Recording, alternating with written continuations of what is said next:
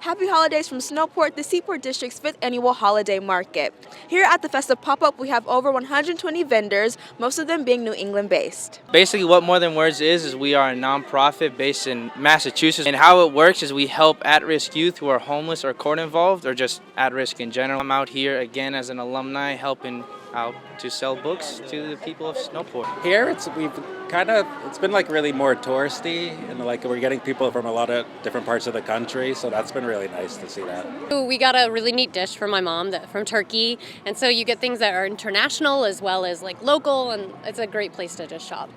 Having an outlet like this where I can actually get my products into people's hands and see people go through the greeting cards and pick them up and laugh or say, oh, I like this, or I wish this came in a different color. That feedback and actually seeing people look at and use my products is so invaluable. I love the cute shops and getting to spend time with my friends. Love visiting. The food. From Snowport, I'm Nia Harmon, WEBN Boston. Here at the 2023 Cherry Blossom Kite Festival, attendees got an interactive look at a LEGO experience coming later this year. LEGO Discovery Center is basically an indoor playground, 32,000 square feet with 12 different theme zones, all based around LEGO. We'll have a 4D theater, there's going to be a couple of rides and attractions, and of course plenty of opportunity to build and create your own LEGO creations. So luckily LEGO did some of this work for me. This is actually based off of the LEGO bonsai tree set. That one's only about 900 pieces or so, so we took that idea, we looked at the pieces involved, and we just kind of upscaled it 10 or 15 times. We've got the same types of pieces, aside from the brown brick used for the trunk, we've got white flowers, and on top of the white flowers we've got little pink flowers, and if you look closely there's actually a few thousand light pink frogs as well to kind of give different texture and different color for some of the blossoms. As a master builder, Litters played a key role in creating a set that reflected the city. When we found out that we were going to be involved with the National Cherry Blossom Festival a little while ago, we decided what better way to represent DC and the Cherry Blossom Festival than by creating our own version of a cherry tree. Altogether, it took about 32 hours of total build time, and we're looking at about 17,000 pieces or so. From Washington, D.C., I'm Nia Harmon, WEBN Boston. On Thursday, February 2nd, Harvard University's Hasty Pudding Theatrical Company hosted their 56th Man of the Year presentation honoring entertainment icon Bob Odenkirk. Oh my goodness, I'm thrilled and surprised, and I'm knocked out by what's happening today. I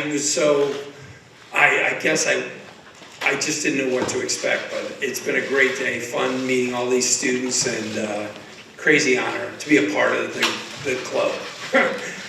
Following tradition, the event opened up with a lighthearted roast. It was so not brutal. I'm so aware of the thinningness of my hair. Following was the presenting of the award and a press conference. I have a book coming out in October with my daughter.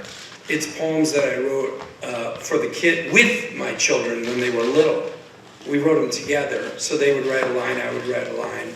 And then during COVID, my daughter's an artist and illustrator, and we just rewrote those poems because they were kind of nonsense and even a little insane. But there were some good ideas in there, and I rewrote them, and it's going to come out in October. So I really want to finish that well and make it as good as it can be. Congratulations to the 56th Man of the Year. This has been Nia Harmon, WEBN, Boston. Hello from Washington, D.C. I am here at the Tidal Basin, where not only do I get to see the beautiful blossoms in bloom, but also witness very special moments. So it was about 4 years ago, around the same time. The exact date was March 29, 2019, actually. So it was a trip that we planned for some time. What she didn't know was I was planning to propose at the time. What was expected to be a long-awaited trip turned into the memory of a lifetime. So I've always wanted to see the cherry blossoms, to be 100% honest. And, we said, let's make it a trip out of it. Little did I know that, he had actually been behind the scenes looking at the forecast for like months, and so he had booked hotel reservations, restaurant reservations almost for an entire month every single weekend, just so that we can actually come at peak of blossoms. Visiting for the first time in 4 years, the cherry blossoms remain a symbol of surprise for the couple. Really, in all honesty, we just wanted to be able to come down and be able to see the blossoms at its glory. And, you know, as we were walking around, he's like, I'm going to find the spot, I'm going to find the spot. And I thought he was kidding, but I had no idea he was carrying around the same picture from, you know, when we had actually done the proposal. And so as we started coming here, we were like, wait, I think it's around here. Where is it? And so, you know, as we were walking, we were like, no, look, that's where the memorial is. This is where it was. And so that's why we wanted to just take the opportunity and redo that memory one last time with some coats on instead of a beautiful dress, but nonetheless, still something fun to be able to remember. From Washington, D.C., I'm Nia Harmon, WEBN Boston. Generation Lockdown, a group demanding action for gun law reform, held a rally on Washington, D.C.'s National Mall, urging the Senate to pass the assault weapons ban. All touched by gun violence, speakers at the rally skipped spring break to protest for change. My name is Sedona Verrett, and I'm from Potomac, Maryland. I'm 15 years old, and I'm the founder of Survivors Demand, an advocacy organization dedicated to ending gun violence in our schools. Since the introduction of the assault weapons ban by Democratic Senator Dianne Feinstein this past January, there have been over 130 mass shootings in the United States this year alone, according to the BBC. This adds to the number of over 600 mass shootings in the past 3 years. On April 22nd, it's actually in D.C., a gunman armed with several semi-automatic weapons positioned himself above the school in a sniper-like setup and shot down at us. It was right dismissal as everyone was leaving. 239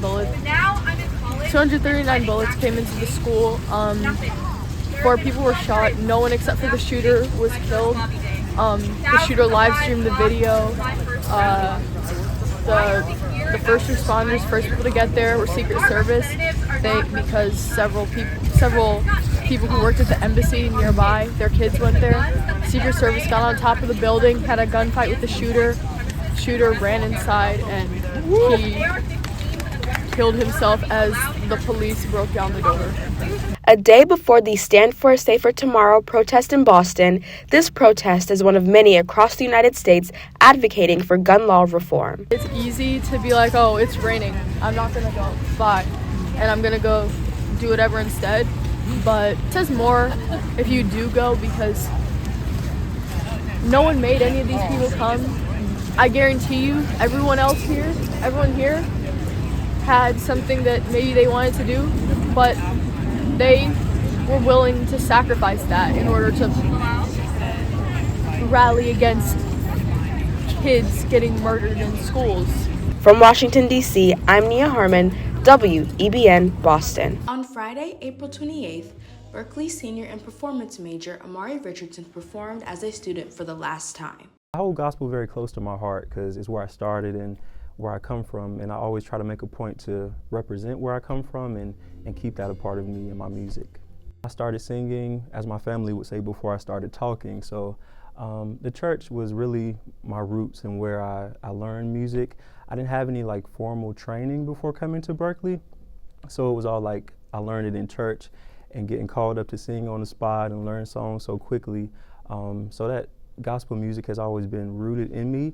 And as an R&B, soul, funk artist, that gospel influence is like very heavy in my music. The band members' universal experience with performing in church helped the show come to life. My dad's actually a pastor, and so I rooted in the church. I grew up Church of God in Christ. So I started playing drums when I was younger, and then I moved to piano. And gospel, it's just been a part of my life for a long time. So I definitely think that helps me just like tie into the music and be able to relate to it a little bit more. I've been playing in church playing bass in church since I was 9, 10 years old. So playing gospel music becomes kind of natural to me, and it definitely helps me as far as playing this style of music with Amari. So I grew up playing in church, but I grew up playing more Christian contemporary church than I did gospel. And playing in church definitely gave me a different passion for music, and it really helped me, I guess, build atmosphere when it came to my playing. And I try to, put that every time I play with Amari, whatever show, I try to kind of play depending on the room, on the energy of the room. It's a lot of people that can play, but that gospel sound, everybody doesn't have it here or whatever. So finding those people, it was kind of a challenge at first, but it's been a great experience playing with them because like they know the atmosphere and they know how I want it to sound based off of like my gospel upbringing and their gospel upbringing. So it's kind of like a perfect match. When arranging the music, how I wanted to take the music in a certain, direction as far as genre. Amari's music I feel like is very funky, very soulful, but he does have a couple tunes that, feel very gospel influenced and very, very, very heavy, gospel influence in those songs. So I think that having that upbringing and then being surrounded by musicians who understand, some of the things that I may have lacked when I was growing up in a church, it definitely helps tremendously. I feel very grateful, very blessed to be at this point. I wasn't for sure if I was even coming to Berklee. At first, I flew all the way out here, I think August 2019.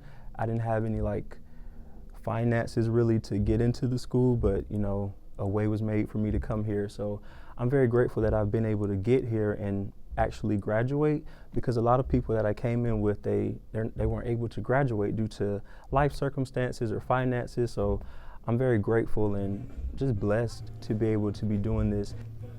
Last show we did, they danced and they broke out into dance.